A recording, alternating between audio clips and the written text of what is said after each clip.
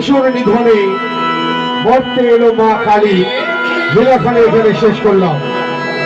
আমাদের পরবর্তী লীলা আজ রাত 9 ঘটিকায় ভক্ত প্রহ্লাদ। ভক্ত প্রহ্লাদ 9 ঘটিকায় যে লীলাখানে দেখানো হবে সেই লীলাখানির নাম ভক্ত প্রহ্লাদ।